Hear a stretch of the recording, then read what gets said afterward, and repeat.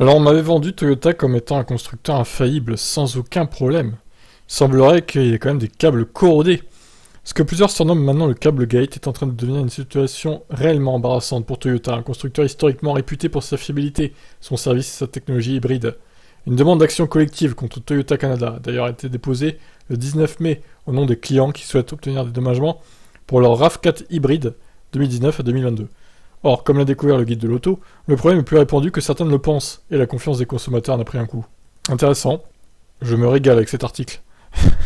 Le problème est répertorié par plusieurs propriétaires de Toyota RAV4 hybride et concerne un faisceau de câblage à haute tension, environ 300 volts, qui relie notamment la batterie au moteur électrique des roues arrière. Celui-ci peut se corroder de façon importante et entraîner un mauvais fonctionnement non seulement du groupe de propulseur, mais aussi de certains systèmes électriques. Cette pièce qui devrait faire partie de la garantie de 8 ans ou 160 000 km sur les composants du système hybride est plutôt couverte par la garantie générale de 3 ans ou 60 000 km.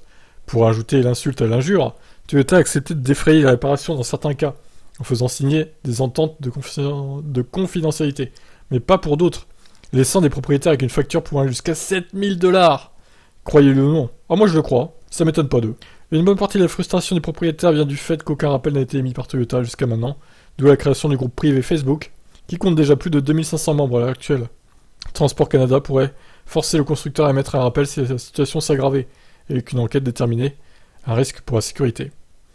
Après avoir reçu un certain nombre de plaintes, l'Association pour la protection des automobilistes APA a écrit ce printemps à Toyota Canada afin de demander, entre autres, de prolonger la garantie, d'émettre un rappel pour vérifier l'état des câblages et d'améliorer la protection des connecteurs, puis de rembourser les montants payés par les consommateurs pour remplacer le câble.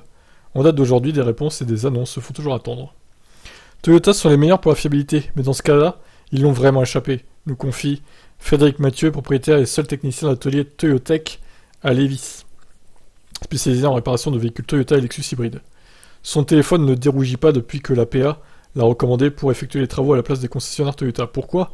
Parce qu'en utilisant des pièces usagées réusinées, il arrive avec des factures beaucoup moins salées. Le scandale est total. Pour les milliers de dollars que Toyota charge aux clients, c'est vraiment de l'escroquerie, ajoute-t-il sans mâcher ses mots, avant de préciser à son tour que la garantie sur ce faisceau de câblage devrait être la même que pour les autres composantes hybrides.